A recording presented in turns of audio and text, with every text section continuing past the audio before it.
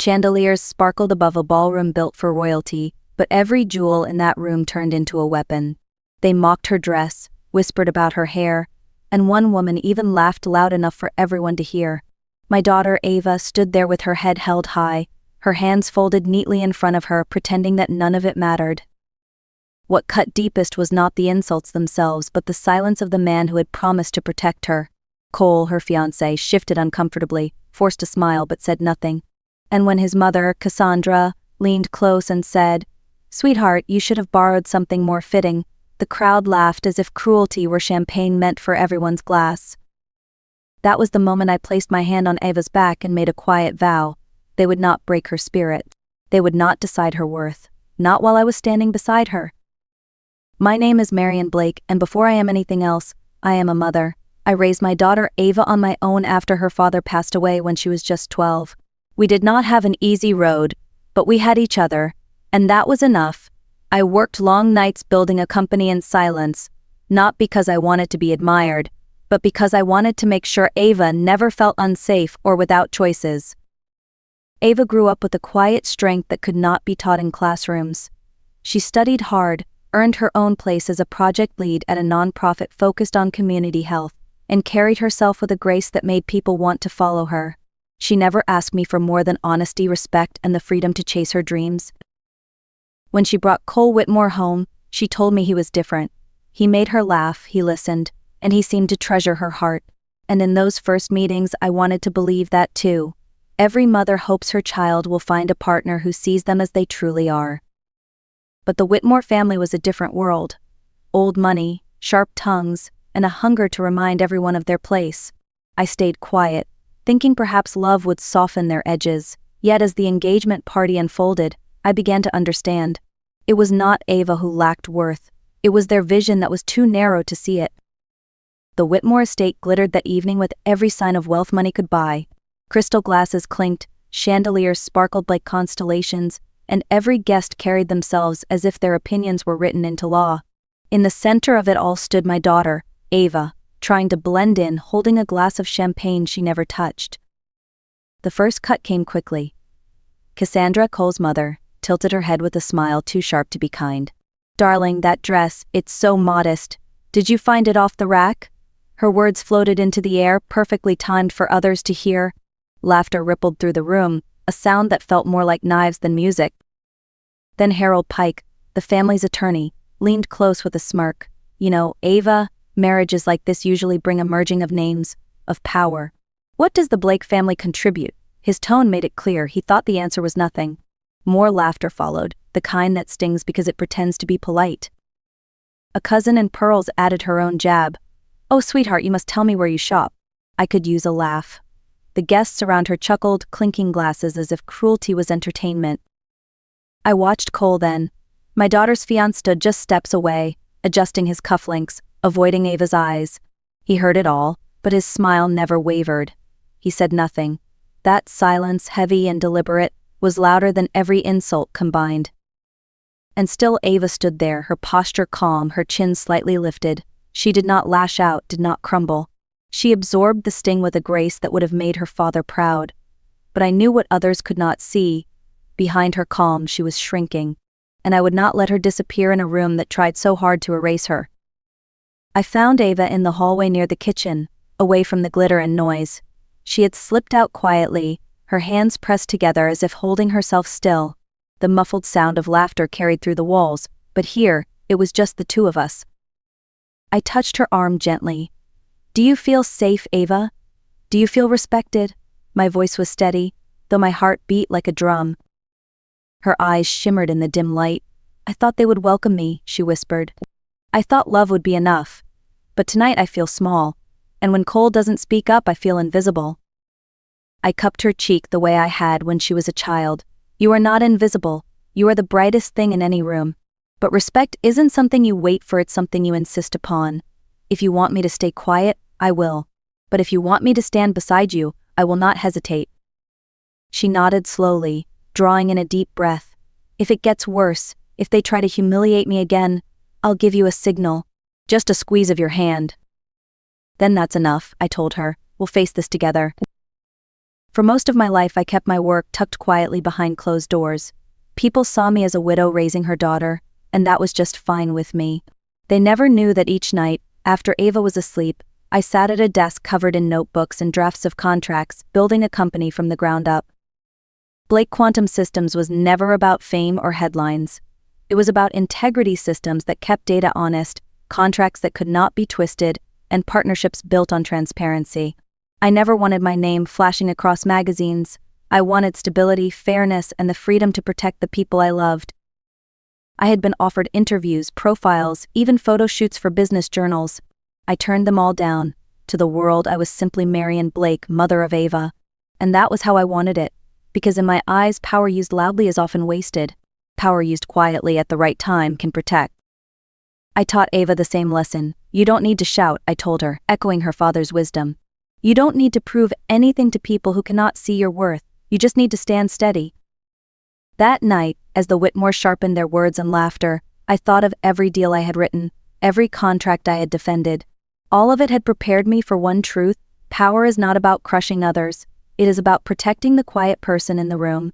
And this time, that quiet person was my daughter. The weeks that followed were a steady drip of pressure, each demand wrapped in polite smiles but heavy with control. Cassandra called Ava with suggestions that sounded more like commands. The dressmaker I chose will handle your gown. You'll want to appear worthy of our name. Ava, ever gracious, nodded along at first, but I could see the way her shoulders tightened after each call. Then came the guest list, entire pages crossed out, replaced with names from the Whitmores circle. Family friends of ours, neighbors who had known Ava since she was a little girl, erased without apology. It is better this way, Cassandra said. A bride should be surrounded by the right kind of people. Harold Pike, the family attorney, brought a draft of a prenuptial agreement. His words were smooth, his tone almost kind, but the document was cruel. It offered protection for Cole, of course, but buried within were clauses that would limit Ava's independence. It's standard, he assured her, just to make sure the family legacy remained secure. And through it all, Cole stayed silent. He wasn't unkind. He took Ava to dinner, laughed with her, made promises in private. But when his family drew their lines, he didn't erase them. He just stepped back, hoping the storm would pass without him having to choose. But storms don't pass when silence feeds them. They grow stronger.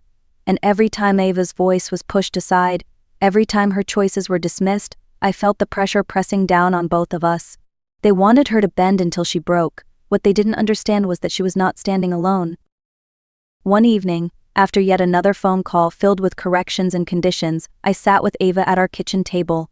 The same table where she once did her homework, where her father and I used to talk late into the night. I told her it was time to decide what we could accept and what we could not. Together we wrote it down. 3 simple boundaries. First, respect in private and in public, no exceptions. Second, a prenup that protected both parties equally, not one that chained her future. Third, decisions about her life would not be signed away to people who didn't live it. Ava hesitated at first. She wanted peace, wanted harmony, but as we read the list aloud, her voice grew stronger. If they cannot meet this, maybe this wedding should not happen at all, she said quietly. We also made a plan. If the Whitmores crossed the line again in public, Ava would signal me with a squeeze of my hand. If she felt unsafe or humiliated, we would walk out together. There would be no scenes, no shouting, just calm dignity. And that night, Ava sent Cole a message, clear, simple, without anger. She told him these were her boundaries. She told him she needed his support. We saved the message, her words preserved like a promise to herself. I kissed her forehead and whispered, "We don't beg for chairs at someone else's table, Ava. If they cannot make room for you, then you and I will build our own." The morning of the wedding dawned bright and deceptively calm. Sunlight streamed through the tall windows of the Whitmore estate, casting golden patterns across the marble floors. But beneath that beauty was a current of tension, and I felt it the moment we arrived. Our family was quietly moved to the far corner of the ceremony tent. Rows upon rows of distinguished guests filled the front, while those who had known Ava since childhood, her teachers, her closest friends, were placed at the back, as if their presence mattered less. Ava squeezed my hand once, a silent acknowledgement that she saw it too. As the guests settled, Cassandra took the microphone under the guise of offering a toast. Her gown shimmered like a crown jewel, her voice carrying through the tent. "Today, we welcome Ava into the Whitmore family. Of course, with time, she will learn what it truly means to be one of us. Standards, traditions, expectations.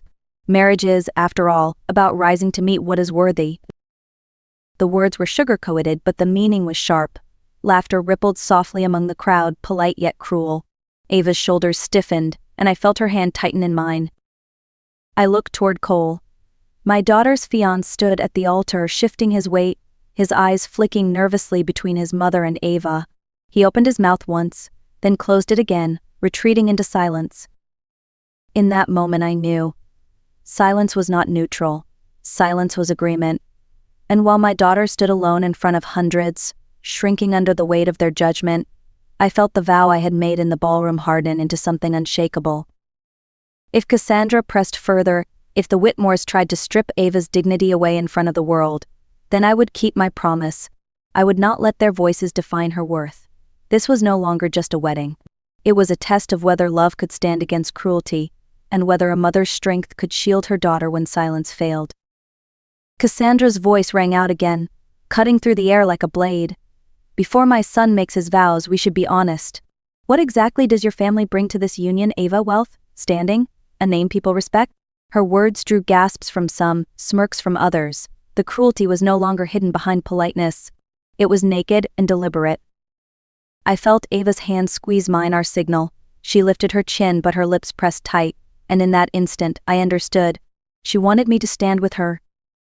I stepped forward, calm and steady. My voice was even, carrying without needing to rise. Those questions have already been answered. Ava sent her boundaries, respect, equality, shared choices. They were ignored. And now, here we are. The tent fell silent, save for the rustle of silk and the faint hum of cameras as guests lifted their phones. Cassandra's smile froze. Harold Pike shifted uncomfortably, clutching his folder of documents. Cole looked stricken, his face pale as he realized the moment was no longer under his family's control. I continued, each word measured. For the record, Blake Quantum Systems entered into a pending agreement with Whitmore Holdings and integration worth hundreds of millions. That agreement contained conditions, including ethical conduct and mutual respect. Today, those conditions have been violated. I pulled a small envelope from my bag, not with drama, but with quiet precision. Effective immediately, that agreement is terminated. Our work will be directed elsewhere. A murmur swept through the crowd, disbelief turning into frantic whispers. Cassandra's face drained of color. Harold stammered, This isn't necessary. We can renegotiate. But I didn't raise my voice. I didn't gloat. I simply added, Partnerships are not built on humiliation. They are built on trust, and if you cannot respect my daughter in public, then you do not deserve her in private or in business. The words settled heavy in the air. Cole reached for Ava's hand, desperate now, but she stepped back, her eyes steady, her dignity intact. It was not a spectacle, it was truth spoken aloud, and sometimes truth is louder than any insult ever could be. The tent buzzed with disbelief, 100 voices breaking into frantic whispers. Cassandra's face had gone rigid, her smile cracked into something brittle. She stepped forward, her tone suddenly sweet, almost pleading. Marian, surely this can be resolved. We've all spoken in the heat of the moment. Her attorney, Harold Pike, fumbled with his notes, muttering about amendments and renegotiations. The confidence he wore so easily was gone, replaced by sweat and stammering. Guests who had laughed the loudest earlier now shifted in their seats, suddenly uneasy with their own silence. Cole finally moved, reaching toward Ava. His voice trembled. I'm sorry, Ava. I should have defended you. Please, let's just go through with it. But the words were too late, and even as he spoke them, his eyes darted nervously toward his parents. That split second revealed everything. His loyalty was still divided. I placed a hand on Ava's back, steadying her. We don't need to fight or argue, I said gently. We've already chosen our path. There were no raised voices, no drama. Only a firm boundary drawn in plain sight. Security didn't drag anyone out. No chairs were overturned. People simply sat with the weight of their choices, the silence now sharper than any insult. Ava and I walked out together, heads high, leaving behind a room that suddenly felt much smaller. The Whitmores had wanted a display of power. Instead, they had received a lesson in dignity. And dignity, once claimed, is something no one can take away. That evening, our house was quiet. No chandeliers, no polished marble floors, no audience waiting to laugh. Just the hum of the kettle on the stove and the familiar creak of our kitchen chairs. Ava sat across from me, her hair let down, her makeup washed away. She looked tired, but she also looked free. I poured her a cup of tea and set it in front of her. For a long time we didn't speak. Finally, I reached across the table, covering her hand with mine. "You don't have to be impressive to be treated well," I told her softly. "You only have to be yourself. And anyone who cannot honor that doesn't deserve a place in your life?" Her eyes filled with tears, not from weakness but from release. "I wanted so badly for it to work," she whispered, "but I'm glad we walked away." I squeezed her hand. Walking away isn't failure. Sometimes it's the bravest choice you can make, and you made it with dignity. In that quiet kitchen, far from the noise of the Whitmore estate, my daughter finally smiled. If you have ever felt small in a room that should have celebrated you, I want you to take this with you. Boundaries are not walls, they are doors that decide who gets to come in.